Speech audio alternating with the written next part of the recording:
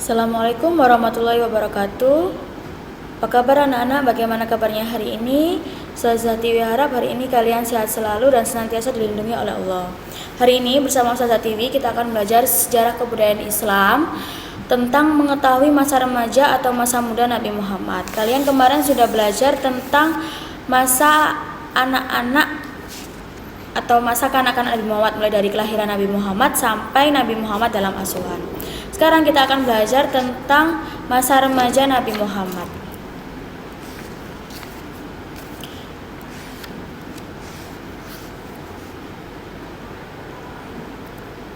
Masa remaja Nabi Muhammad diawali dengan bertemunya Bukhairah sang rohib. Pada usia 8 tahun Muhammad diasuh oleh Abu Thalib pamannya. Abu Thalib mencari nafkah dengan beternak domba dan berdagang seperti kebanyakan masyarakat Arab atau masyarakat Mekah lainnya. Muhammad membantu pekerjaan pamannya dengan rajin. Muhammad terkenal tekun dan berani dalam mengawasi dan menjaga domba-dombanya dari ancaman binatang buas. Selain beternak, Muhammad juga membantu pamannya dalam berdagang. Dalam berdagang, Muhammad menunjukkan sifat yang jujur dan dapat dipercaya.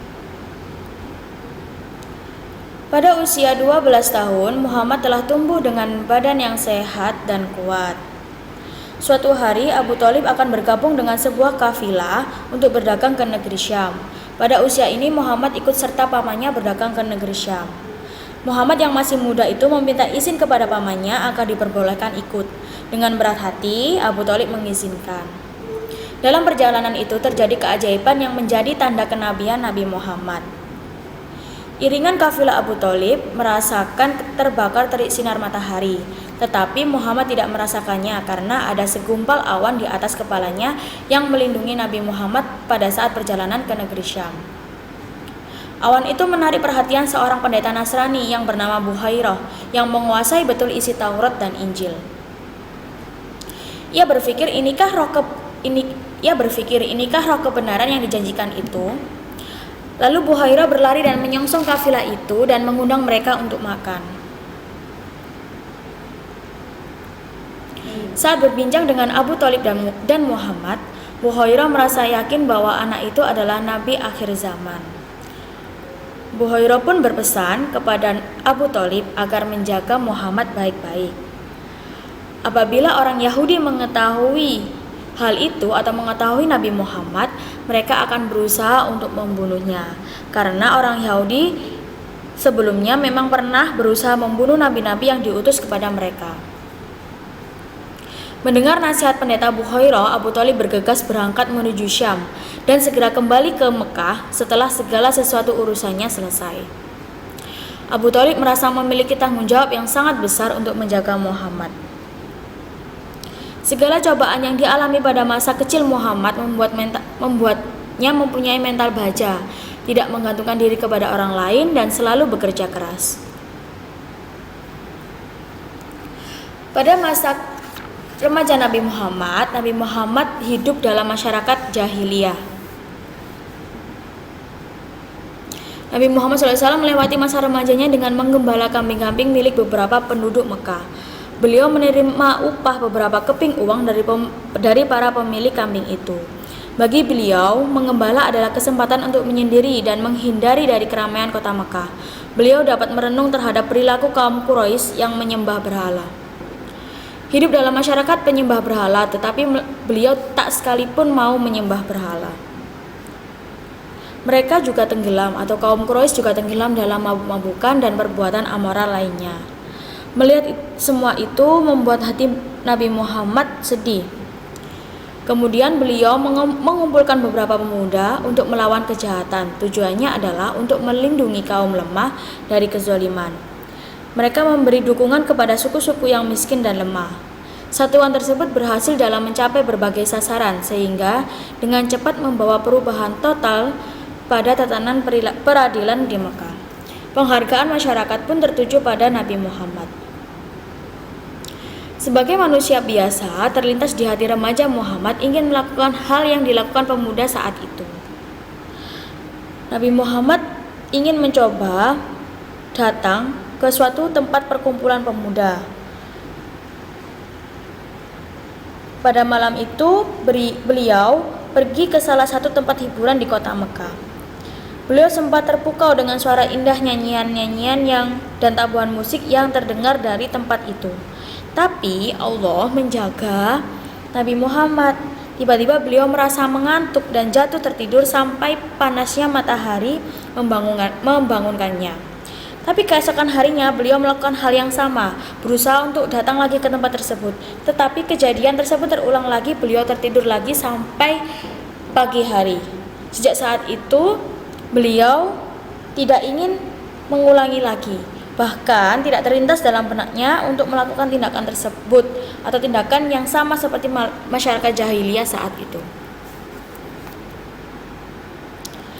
Pada masa remaja, Nabi Muhammad mendapatkan gelar Al-Amin, yaitu pada saat usia 15 tahun, suku Quraisy berperang melawan suku Hawazin.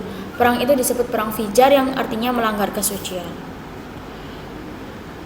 Pada perang itu terjadi disebabkan suku Hawazin menyerang suku Quraisy pada bulan Zulhijjah.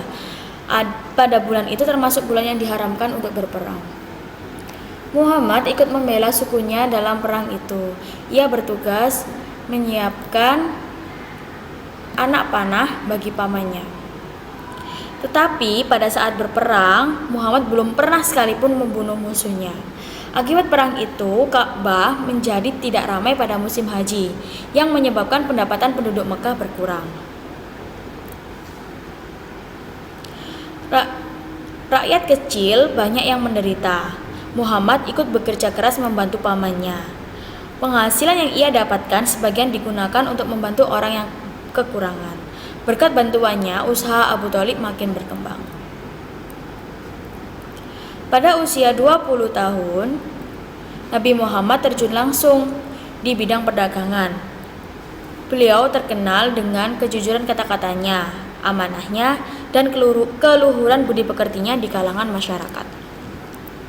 Sejak usia remaja, Muhammad telah menyandang gelar Al-Amin atau yang bisa dipercaya. Gelar itu juga digunakan sebagai panggilan keseharian beliau. Pada usia 25 tahun, beliau pergi ke negeri Syam untuk menjualkan barang dagangan milik Khadijah. Khadijah adalah seorang pedagang wanita yang terhormat dan kaya raya. Ia atau Khadijah sudah biasa menyuruh orang-orang untuk menjualkan barang-barangnya dengan cara berbagi hasil keuntungan. Ketika Khadijah mendengar tentang kejujuran, keahlian, dan kemuliaan akhlak Muhammad, ia mengutus pembantunya yang bernama Maisarah untuk menawarkan kerjasama dagang kepada Muhammad ke negeri Syam. Khadijah bersedia memberikan imbalan yang jauh lebih banyak dari imbalan yang pernah ia berikan kepada pedagang lainnya. Dengan senang hati, Nabi Muhammad menerima tawaran itu. Dalam berdagang, Muhammad selalu menjunjung tinggi kejujuran sehingga relasinya makin banyak. Mereka senang karena Muhammad tidak mau menipu dan dapat dipercaya. Akhirnya, orang-orang menjuluki Muhammad dengan gelar Al-Amin, yang berarti orang yang dapat dipercaya. Cara berdagang Muhammad menarik perhatian banyak orang, termasuk Khadijah binti Khuwailid, seorang janda dan saudagar yang kaya raya tersebut. Bagaimana kisah remaja Nabi Muhammad? Sudah paham kan? Tugas kalian di rumah yaitu kerjakan latihan soal halaman 73 sampai 75 bagian A dan B. Selain mendengar penjelasan Ustazah barusan, kalian harus membaca juga buku kalian agar kalian lebih memahami bagaimana kisah remaja Nabi Muhammad SAW. Sekian dari Ustazah, apabila ada kurangnya mohon dimaafkan ya. Tetap semangat belajarnya. Semoga kita bisa bertemu kembali di sekolah dan bisa belajar bersama-sama bersama Ustazah dan bersama teman-teman satu kelas. Sekian dari Ustazah. Wassalamualaikum warahmatullahi wabarakatuh.